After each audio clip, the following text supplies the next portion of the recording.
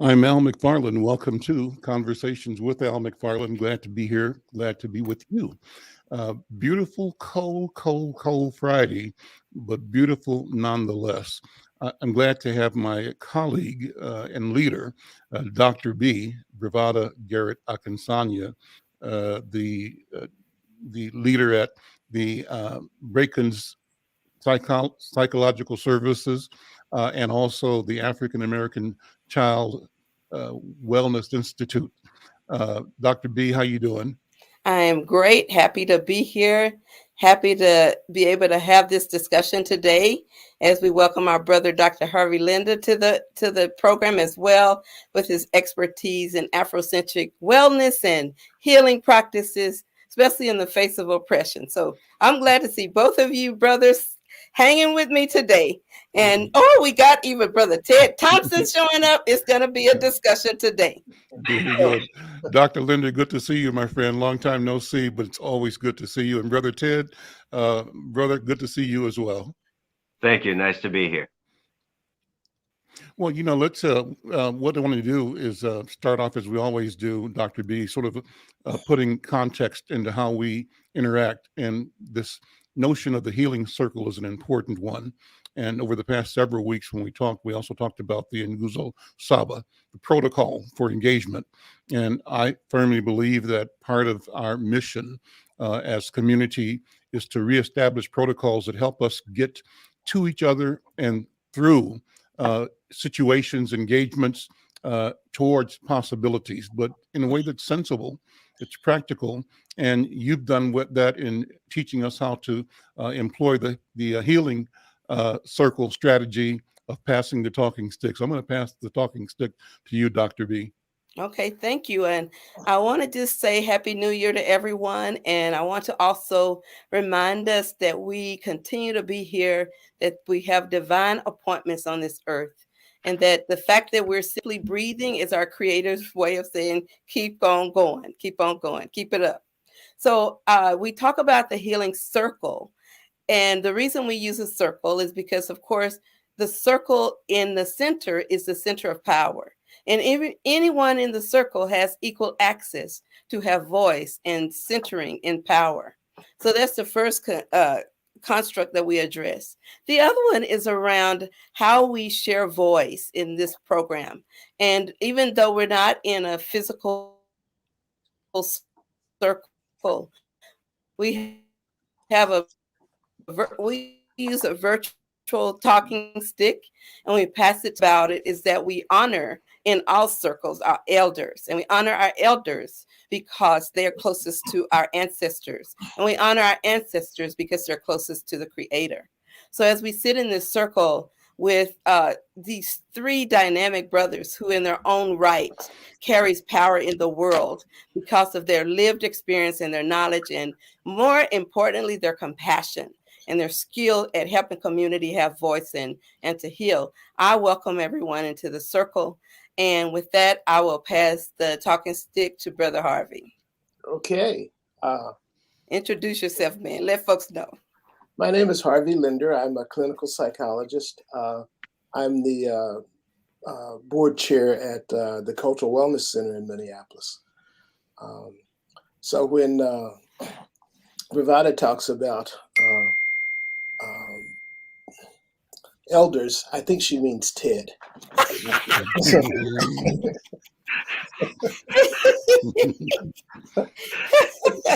Okay. I see how this is going. One of the things that I think is important, that one of the things that we talk about at the Cultural Wellness Center is that it's individualism and loss of culture that leads to people being, unwell. And so when we talk about a healing circle, one of the things about the healing circle is that you're not just trying to heal yourself. It's a community healing itself by coming together. And it's by reconnecting with people like ourselves and understanding that we have an inherent connection between people. Those are the things, that's the pathway back to healing. one of the faults that we make in the way we address our problems in this society is we get caught up on in what's wrong, and we focus so much on what's wrong and who's doing it to us that we forget that we have within us the capacity to be well, the capacity to be healthy. But we do that by discovering ourselves and discovering who we are and discovering and rediscovering who we're connected to and building on those connections. And so by connecting to friends, families, community, people within the culture and people beyond the culture, people that we think of as being beyond the culture, because nobody's really beyond the culture. I mean, our culture is a culture of human beings. Yes, that culture had its beginnings in Africa and spread from there to all the rest of the world, but it's by knowing that and being conscious of that connection that we can restore our path to health, to healthiness. We get so caught up in fighting against, those who have wronged us and fighting against the problems in the world that we forget, how to build ourselves, that we forget that we can create ourselves and create our future and create the kind of world that we want and need to live in, because we're so busy focusing on fighting what's wrong with the world. So with that, I'll pause and let my elder, Ted Thompson, have a word in before I take the stick back. I appreciate the opportunity to join. I wish all a happy new year. I know that the holidays can be very joyous, and also at the same time, the holidays can bring some very difficult feelings, memories. It's a time of families, and families, of course, have their own dynamics, which means that there are joyous times and there are wounds. And sometimes in the family gatherings, these wounds come to the surface. And I think that we really need to learn new ways to cope, new behaviors which will allow us to maintain a solid foundation of family relationships, which respect each individual within the family and learn to discuss and to try to resolve our differences in reasonable ways.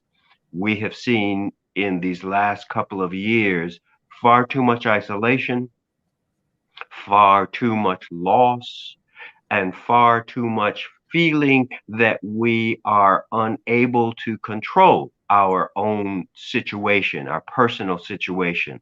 And so we have to really work at learning how to listen to each other, learning how to respect and define our boundaries.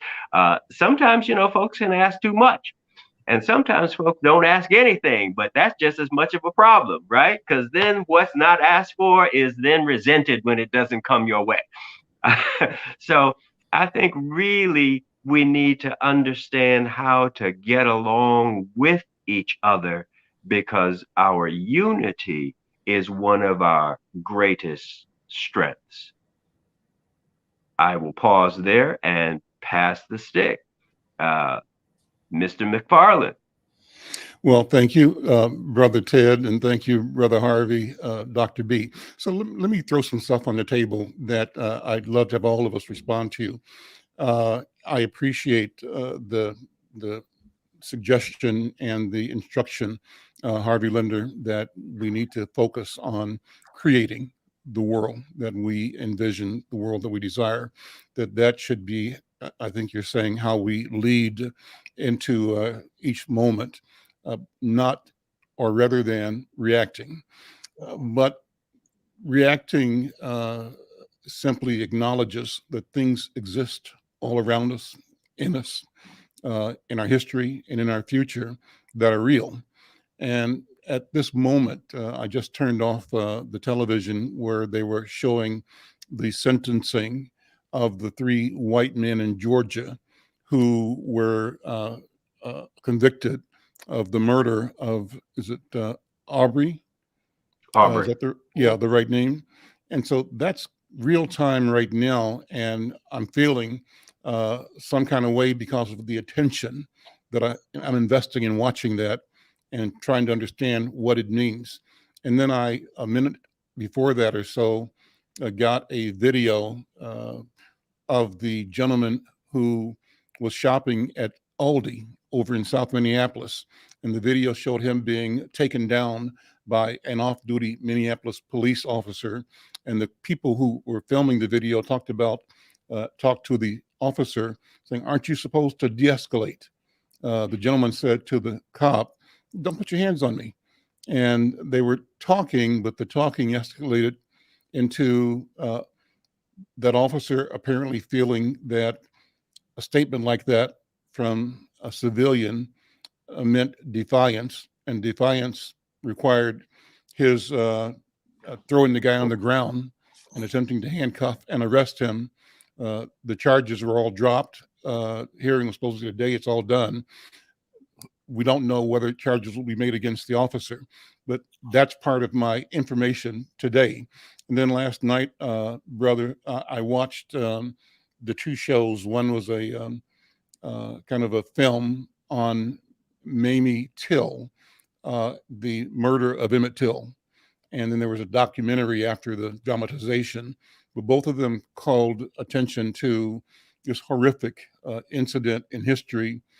We can only call it horrific because of the courage of Mamie Till, the mother of Emmett Till, in demanding that the world see what the world had done in the murder of her 14-year-old son in Mississippi. And so this is the information that I'm ingesting this morning and right now, and it's on my mind as we talk.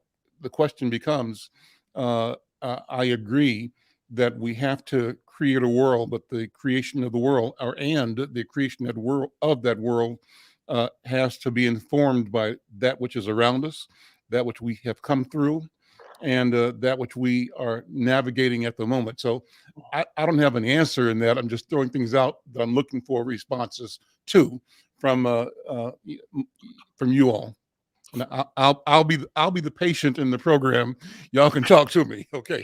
Look, that's a very it's a good question, and it's an important point, because when I talk about trying to focus on what are we trying to create, as opposed to reacting to what's happening around us, it doesn't mean that you ignore the reality around you.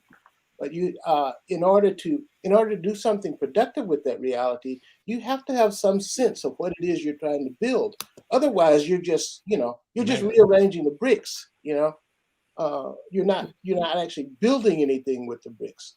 And I think that part of what we see as reality, in our case, many times ends up being distractions. It distracts us from being able to focus on the creative presence that we're capable of, and what's possible for us to build. And there's so many of those distractions that they occupy our entire mind, and it doesn't leave any freedom to begin to think about creativity. Thank you for saying it. Could I have the talking stick, Brother Harvey? You may have, because I want to just thank you. I'm going to piggyback on what you just said, because now I'm going to use a real common analogy, because we also learn by analogy. I'm going to break it down. Last week we were looking at a lot of football, and I'm not a big football fan, but I do look with Yelly, my husband. So it was a guy who was supposed to, they call him, receivers. Y'all already know that. The receiver was supposed to catch the ball and a pass to your sound is degrading a little bit, so I'm not sure what. Oh no, I had a good story. Can y'all hear me now? Okay. Yeah. You were saying the receiver was supposed to catch the ball. Okay, and the ball was on the way, but he got hit. He saw people coming at him. He was so attentive to the people coming at him that he missed the ball. Mm-hmm. And so he couldn't protect himself. He was so busy trying to protect himself that he didn't get his primary objective completed. That's what I'm hearing you say. Yes. And I That pass is the what I stick. said. Yeah, I passed that to Ted. I just thought that was a kind of good Yes. analogy. Yes, you have to. The receiver has to know where he's going, but he also has to be aware of what's happening around him.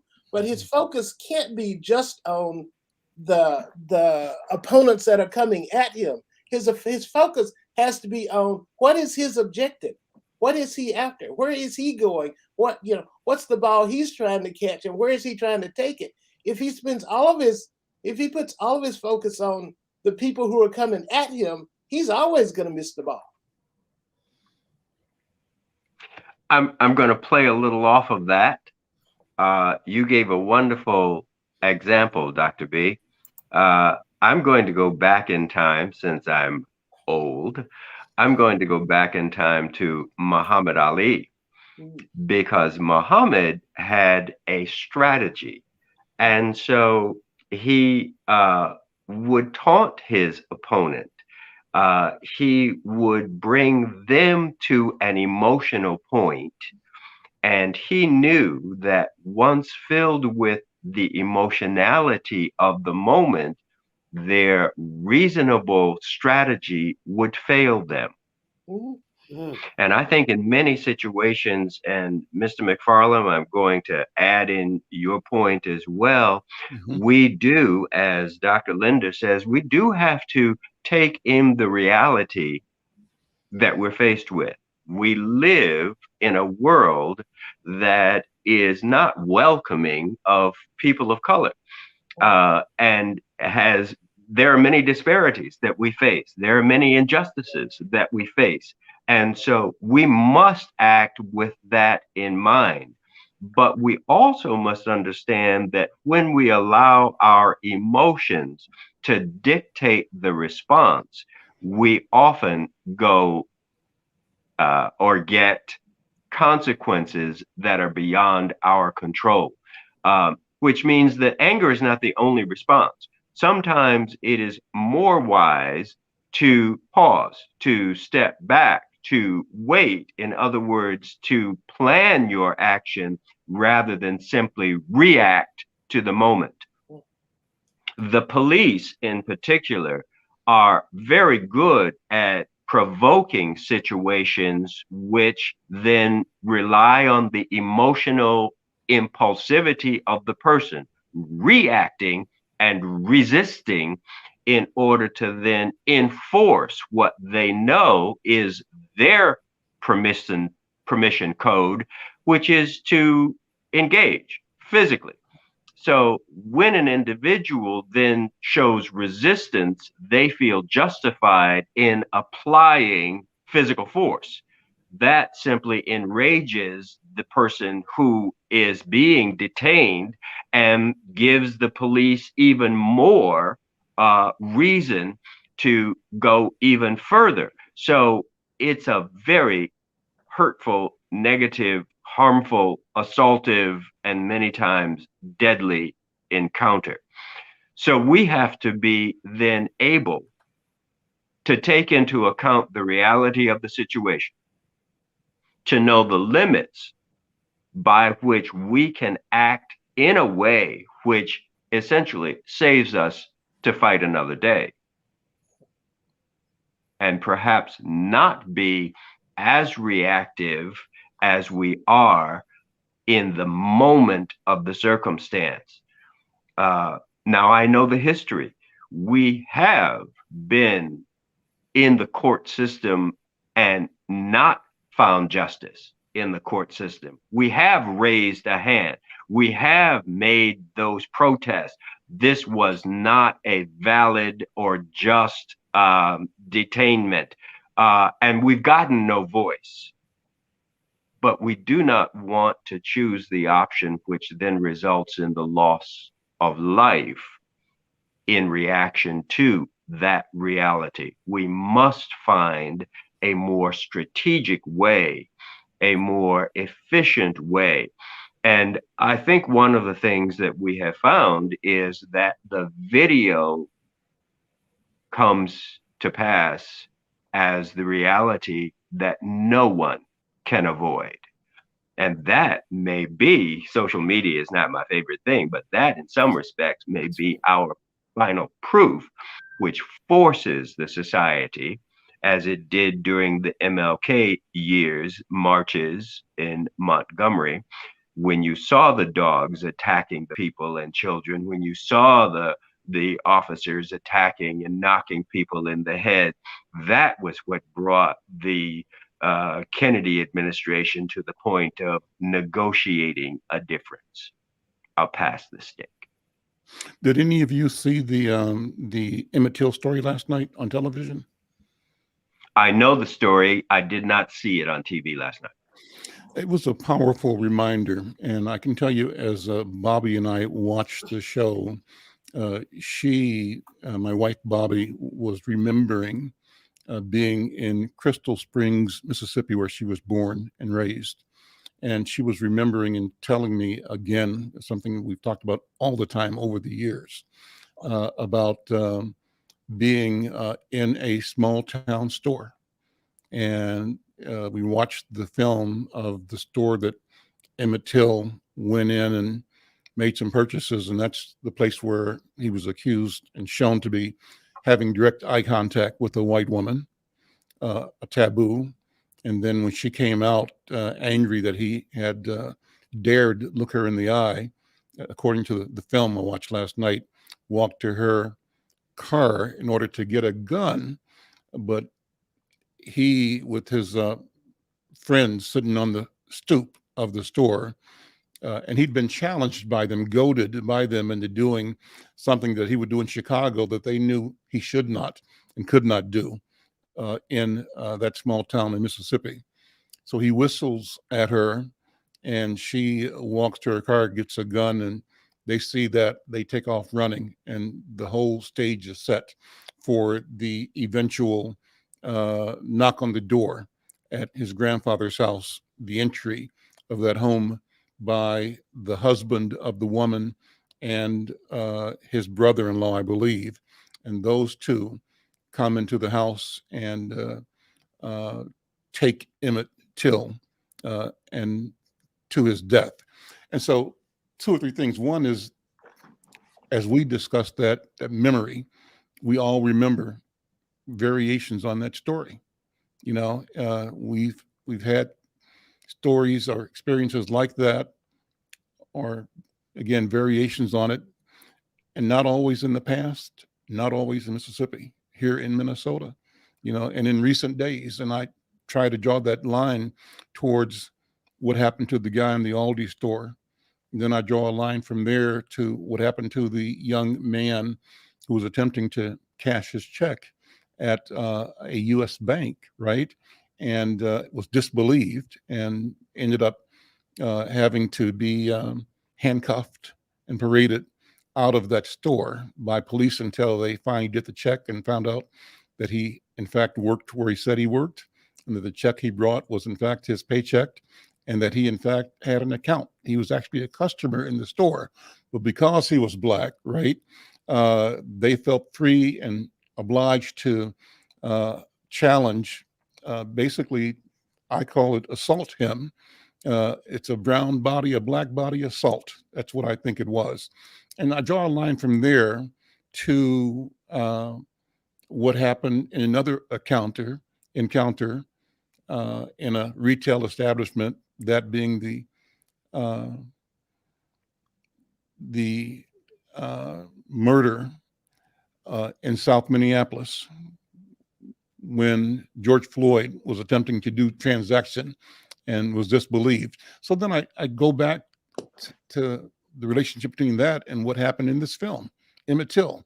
And these things are not unique, they are pervasive. And you're right, Ted Thompson, the availability of moving the power of media into the hands of many is, in fact, the game changer. Social media I believe is changing everything in the world right now.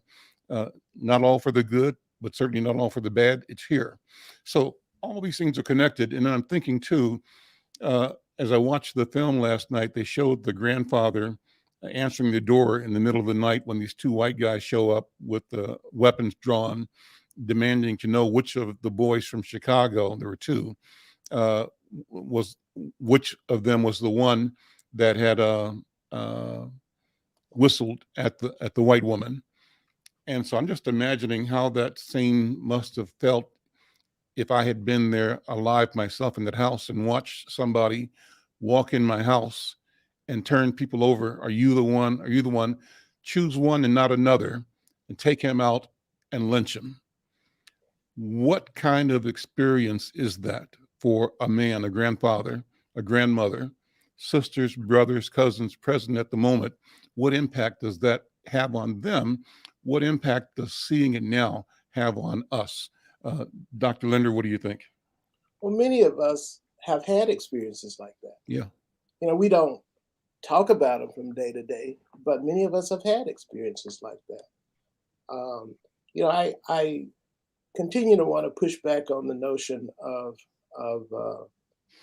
yes, these things happen. We know these things have happened. We know these things continue to happen. This is not news.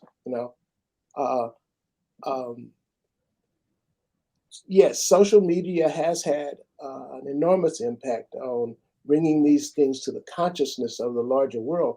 But those of us who are Black, this is not new to us. You're not telling us anything we don't already know. Mm-hmm. And it's not just cognitive knowledge. We know these things in our heart because we've experienced them. I'm saying, how long do we want to keep reliving the past? It reminds me of that quote when Coach Denny Green, was talking about, losing this game, saying, hey, they were who we thought they were, It was no surprise, White people are who we thought they were, They are going to continue to be that way. Us just continuing to recount that they are who we thought they were isn't going to change anything.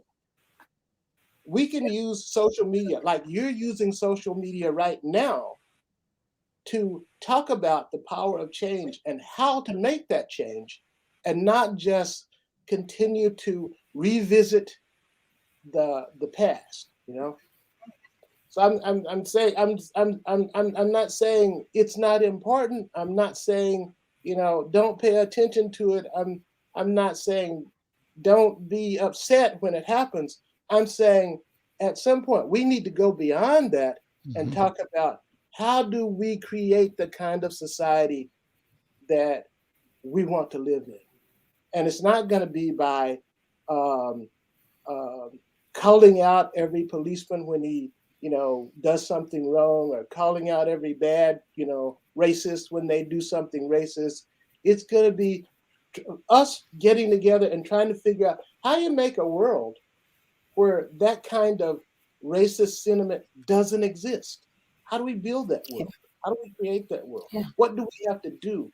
And it isn't going to be just erasing the bad. We have to create the good. I saw Brother Ted wants the talking stick. Thank you. I resonate with what Dr. Linder says. I think we do have to create a new paradigm. We have to create a new system of behaviors. One of the things in my history, I've sort of focused on how the brain kind of operates. And one of the things that we know is that in the younger years, those formative years, the messages and lessons that we learn from the parental groups or those who are caring for us have a very deep and lasting impact on the developing brain. We know that those times where people can gather and talk together, when they can gather and share food together, when they can gather and have communal activities, either sports activities or gaming activities, when we have those activities that not only are singular activities, but group activities, team activities, we learn a lot of positive behavior and responses and coping behaviors from these activities. And the young, maturing brain needs these kinds of activities and inputs and socialization in order to develop a coping catalog, ways in which we can socialize, ways in which we can problem solve, ways in which we can develop our abilities, our talents, and our communication skills so that we can meet the challenges that come our way, those that are positive and those that are negative. One of the things that happens as I think back on the people that I've worked with, when you have no sense of commitment to others, when you have no sense of the world beyond self, bad things happen. And so it is that ability to have empathy. It is that ability to know that you are connected. It is that ability to know that you are valued as a human being. It is that ability to know that when you are emotionally hurting, someone cares enough to hear, to listen, to respond, to do. These kinds of behaviors help the developing brain to essentially broaden out, to gain more coping behaviors, which then allow us not only to take our personal needs into account, but also to understand that our behaviors affect those around us, both in immediate family and in community. These are important structures that we need to infuse as our young people growing into teenagers learn the lessons and the abilities to have a broad framework of behavior which allows them to grow in their potential. I'll pass the stick. Dr. Linder has his hand up. There's human beings need three things. They need to know who they are, they need to know whose they are, and they need to know where they are. Knowing who you are means knowing what is your identity, what are you made of, where do you come from. Whose you are is who do you belong to, who's your family, who's your community, who's your culture, who are your people. And on earth, the recognition needs to come to the point that we are all people of African descent. Back in the 70s when I first came up here, there was a radio program on with Dr. Yusuf Ben Jokanan. And Dr. Ben used to say, he used to end every one of his programs with this same quotation. He would say, "We are all African people, more or less." And that's very true. So you need to know who you are, you need to know whose you are, and knowing where you are is you need to know your community. You need to know, like, what is this community I'm a part of? And you need to respect that we are all part of a community. And that community can be a small community, but it's ultimately a large community. And if we understand those things, if we become conscious of those things, then we can work together as a people rather than working against each other. There was an old cartoon that was popular back in the 50s and 60s called Pogo. And one of the Pogo cartoons was like a play on this quote by Admiral Peary. Admiral Peary had said, "We have met the enemy and they are ours." Well, they are us. We're the enemy. Yeah, in the Pogo cartoon, it said, "We have met the enemy and they are us." Right. Okay. Most of what we do fighting in the world is we are fighting ourselves. We are at war with ourselves. When we stop fighting ourselves, when we recognize that the people we're fighting are, other manifestations of that same selfhood that we have, that they are just facets of the same, beingness, then we can stop killing ourselves. So how do you explain with that analysis the relationship? You've used the term, I believe, ma'afa. We've used that in community and in the culture, describing the interface between Africans and Europeans, particularly beginning in around 1400, and the European expansion from that hemisphere to this. How do you put this discussion and these cultures in conflict in context? Well, the Ma'afa is again, the Ma'afa is the great suffering, the great, the millions of Africans who lost their lives in the transatlantic slave trade. One of the challenges that we have as African Americans is we often trace our beginnings back to our enslavement. And the reality is that our beginnings go far beyond the time when we were enslaved. Rather than focusing on that great suffering, the Ma'afa, my focus tends to be on Ma'at. Ma'at is the concept of there's a way to make things right within the world. There's a way that everything has a right order of being. And the way our world is now, it ain't right, and we need to figure out how to make it right.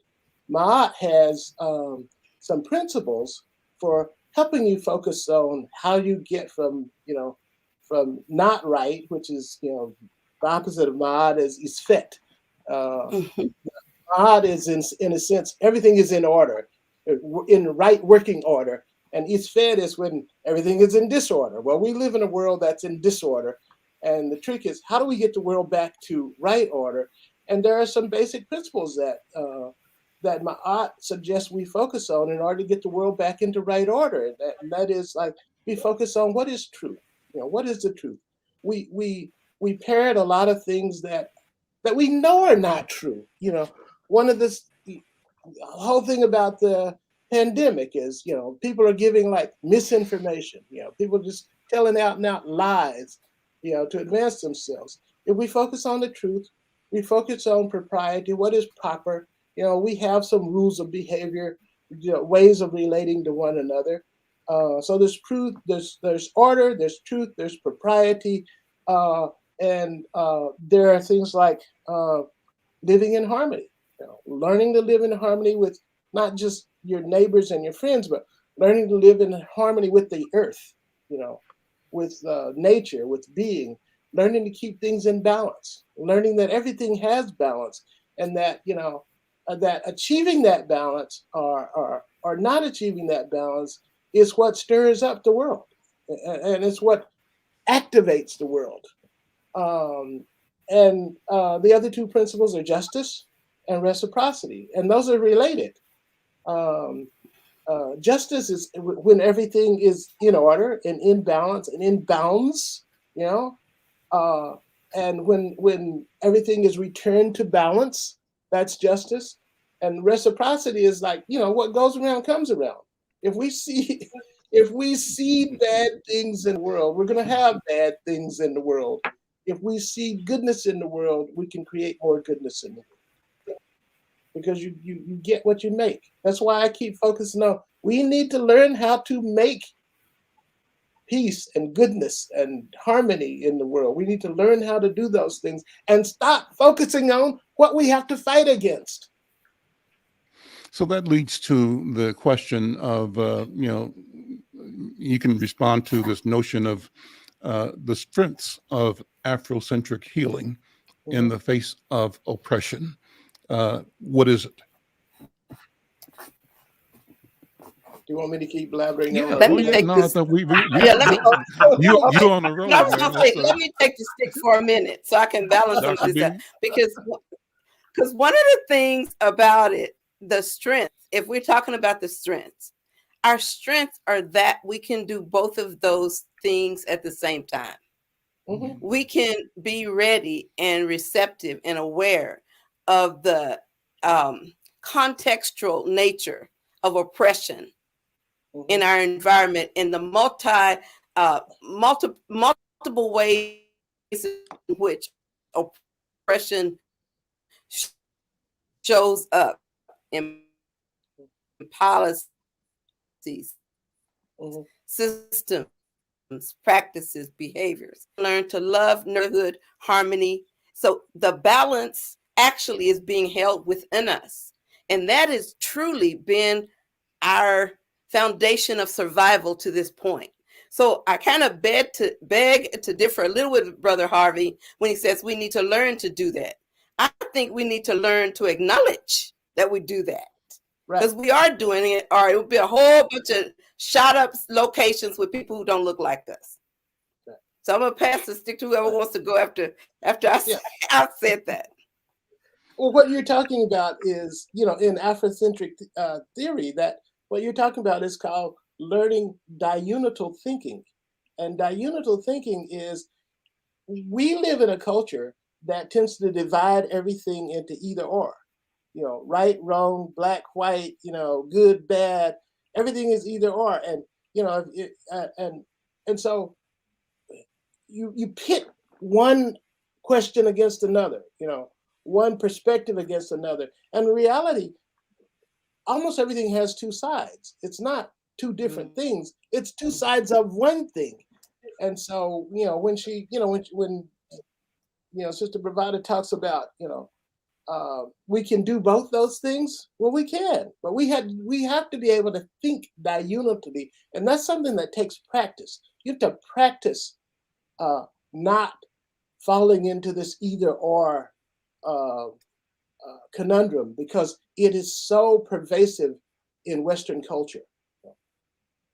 I had a interview a week and a half or so ago with Dr. Caesar Atuire. He is a instructor of philosophy at the University of Ghana in Legon, in Accra.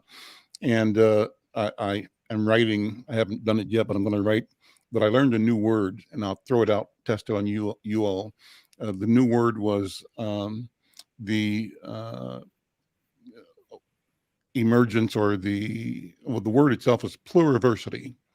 And he brought that word, I'd never heard it before, in discussing the understanding of the universe. Mm-hmm. And he said, well, yeah, that's one way. Universe means one. Mm-hmm. But what is ahead, he said, I believe, is an awareness of the pluriverse, Mm-hmm. that it's not just one, that there are many, and that they exist in the same space, place, and time, and that all have meaning and all are valid, and that the negotiation of the future is a negotiation depends on accepting the reality of different systems, different ways of knowing, and the capacity of those ways of knowing to interact and facilitate human growth. So I'm putting my twist in there, but Dr. Linder, what do you think? Well, the pluriversity, the concept of pluriversity, as I was just explaining about diunital thinking, you know, because we grew up in Western culture, we have this tendency to think, well, it's a universe that's all, one thing, or it's a pluriverse, which is all many things. And it's hard for us to make that jump. It's both. It's, the universe is a pluriverse. It's just like the human community. Yes, we are all one. We're all one people. We're all human beings. And yet we have all of these cultures and ethnicities that, are valid and that we have to recognize. And we don't have to destroy the pluriverse in order to recognize the universe. You can do that when you learn to think diunitally, because it doesn't become either one or the other anymore. You can recognize how it can be both, just like the reality that we live in. Is we are both. You know, we are both one people, and we are many people. Brother Ted, go ahead. Beautiful. I just am reminded, I am reminded that we live today in a corporate society. And the corporate society is a competitive society, which means to me that we have traded our value orientation. We are no longer interested in the health and well-being of the individual as much as the large corporations are interested in the financial bottom line. And so we push the idea of differentiation. We push the idea, the competitive notion that this product is better than that product, that this facial cream is better than that facial cream, that this vacation is better than that vacation, that these clothes are better than those clothes, that this car is better than that car, that this food is better than that food. And so when you look at the surrounding social environment, we are pushing ourselves into this either or dichotomous society. And it's hurting us.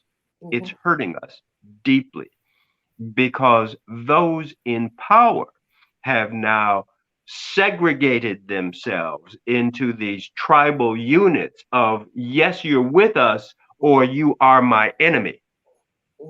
And if you are my enemy, it then raises an old sort of genetic predisposition that I must conquer, I must defeat, I must wipe out that which is in opposition to my survival. We are living in an atmosphere which literally promotes the divisiveness that has corrupted our society, in my opinion. And one of the strongest things that I think we as people of color can do is to recognize the universality, to recognize that we are one people, to join our voices in our ability to then say, we as a people have behaviors, rituals, cultural norms, which take the individual into account, which recognize the humanity and the importance of our humanity in the society, which recognizes the need to work together to promote the civilization that we are accused of not possessing. As Dr. B said, we do possess, we have inside the necessary components for us to then voice our self, our being, our existence in a way which unifies rather than buying into the social norm and corporate kind of, yes, division that is placed upon the society. And we have to teach that to the rest of the world. Absolutely. Because the whole world has been acculturated into this divisiveness. And wouldn't that change the stereotype? Because you cannot avoid the truth. If you bring unity and love, if you bring cooperation, if you bring empathy and understanding, then that is the reality when you look at people of color. And you might want to dismiss, but you can't dismiss the truth. All right. Dr. B, what do you think? I'll just say these brothers are bad, as are you. And I'm just delighted to hear the translation of serious, philosophical, and real issues into everyday conversation. Because, and what I've learned from them today and from you, Brother Al, is that, you know, we do have that capacity. And I would just like to turn the volume up and make the light brighter on our realizing that those qualities that we need are intrinsically a part of who we are. It just reminds me of Wizard of Oz when Dorothy was finally gonna go home. She started clicking her heels and found out she had the way to Always make had the her power to go home. way Right. all along. And I All along. Yes. believe in that in our community. Yeah, so we had it all along. That's right. So that's what I've gotten out of it, and that we need to be aware of that and not get drowned by our fears.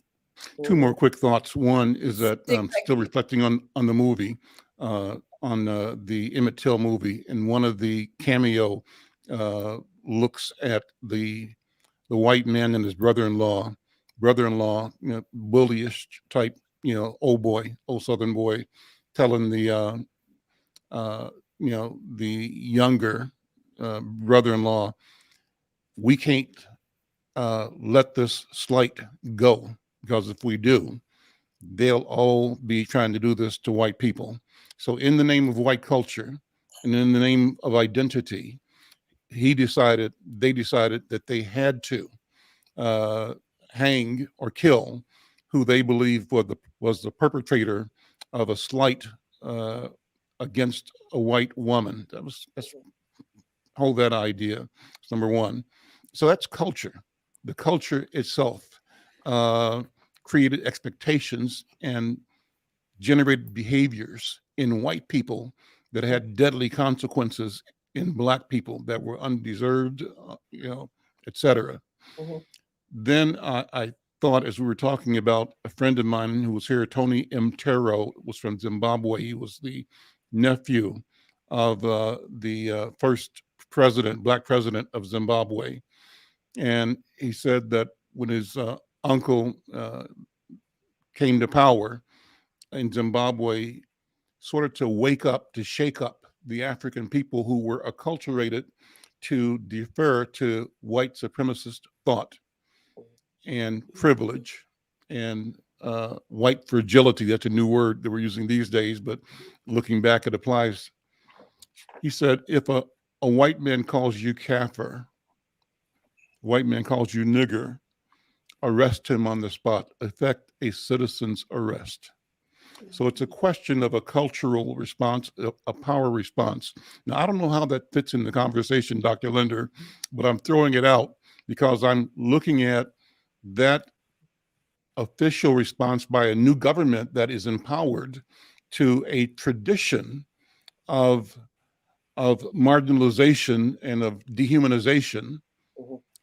And I'm looking at that in the same way I'm looking at the benefit and the power, what we're learning now about our voice as expressed through social media, our ability to shine a light on something, as you said, it's not new to us. We've been knowing it. We've been through it. Everybody know it. But what is new is our ability to compel the rest of the deniers to understand that this has been their behavior all along, and part of their behavior has been the practice and process of formal denial that allows them to continue to betray their own humanity and victimize us. What do you think, Dr. Linder? Well, I think it's a matter of where you put your Am I beating a dead horse? Yes, you're beating a dead horse. Okay. No, I say that. I say that because I'm a psychologist. Dr. B is a psychologist. Ted's a psychologist. And there's this old joke about, how many psychologists does it take to change a light bulb? You probably heard this jokes about how many, how many lawyers does it take to change a light bulb? And, Sure. Well, the one about psychologists is, how many psychologists does it take to change a light bulb? And the answer is, well, only one. But the light bulb has to want to change. And we're psychologists. And, if we spend all our time trying to change light bulbs that don't want to change, we're just spinning our wheels. And some people are not going to change. we are all acculturated with these traditions and these beliefs and these tendencies to treat others, in a certain manner. We can't make any progress by focusing on trying to change all those people who don't want to change. But we can make progress by focusing our attention on people who do want to change and just want to know how. We can teach them how to change, and we can create a groundswell over time of change, of a different way of approaching these issues that we have between cultures, between societies, between people who don't look alike or talk alike. We can begin and using social media as a platform to do that, rather than using social media as a platform to continue to shine a light on all of the negative Ugly. things that happen between our Yeah. people. I would definitely agree with Dr. Linder with that point. We definitely have to learn to teach. We definitely also have to understand that it is an intergenerational change that we are after.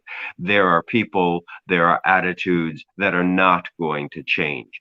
And we do, I think, essentially miss the mark if we try to change those who are in opposition, because Allport Those said, people are going to die someday anyway. well, they're going to die someday, but we're going to do a lot of suffering Teach the before younger they're gone. generation, teach the next generation, teach our Yeah. children, our grandchildren, our great grandchildren, because some of them want to change. Yeah, They want to I see agree.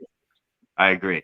And Allport said beliefs are to the core, which means you can bring rationality, you can bring the factual information, but a deeply held belief is virtually impenetrable. And so you've seen this in the politics of today and the way that individuals believe the political narrative, which belies what was the reality, and everyone even saw the reality. And yet you have people whose beliefs are so rigid that they cannot allow the factual information to affect them. We must look We've seen to that the the last people. 2 years with the COVID. Exactly. Yeah. Exactly. And the politics. We must speak with the people who are intentionally open to change, and we must teach our younger generations to then to exhibit and to give them the skill sets which enable them to teach after we are long gone. Well, I think we've started a conversation here that has to go further and deeper. I simply love this conversation. Dr. Linder, Dr. Ted, Dr. B, thank you all so much. What a wonderful, rich conversation. And I think we've scratched the surface. And I'd love to bring us back together, this group, and keep going further and further with it. Listen, we're out of time. Well, Great conversation. What you do. Say it again. We appreciate what you do. Well, thank you, Absolutely. sir. Thank you. Thank Absolutely. you so much. Thank And you, brother. we'll see you next week. I'm Al McFarlane. Take care.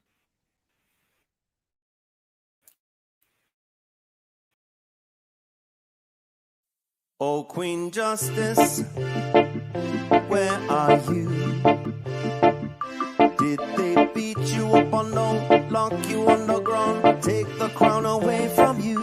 Oh, Lady Liberty, red, white, and blue. Did they take your dignity with their bigotry? Teach you that you're born to lose. Free or guilty, it's gonna get filthy. Better believe, roll up your sleeves. It's gonna get rough, it's gonna be tough. We all agree, we've had enough. We've had enough Of all the rules you break, We've had enough of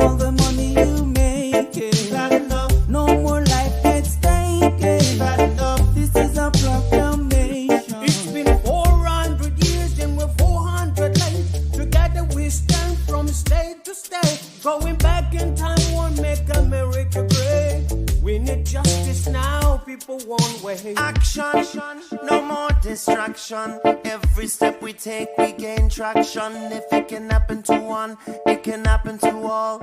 United we stand, divided we fall. Free or guilty, it's gonna get filthy. Better believe, roll up your sleeves. It's gonna get rough, it's gonna be tough. We all agree, we've had enough. Had enough of all the rules you were breaking. Had enough of all the money you were making. Had enough. No more life gets taken. Had enough. This is a proclamation. Free or guilty, it's gonna get filthy. Better believe, just roll up your sleeves. It's gonna get rough, it's gonna be tough. We all agree, we've had enough. Had enough of all the rules you're breaking. Had enough all the money you're making. Had enough. No more life gets taken. Had enough. This is the proclamation. We've had enough. Trayvon Martin and Tommy Rice. We've had enough. Michael Brown and Eric gonna pay the price. We've had enough. Philando, Breonna, George Floyd. What? We've had enough. So many gone. How can we fill the void? How can we feel? We've had enough. John Crawford, I know you've heard. We've had enough. Sandra Bland, come on and take a stand. We've had enough. Sean Bell, what the hell? We've had enough. Freddie Gray, did you hear what I said? We've had enough. This is a proclamation.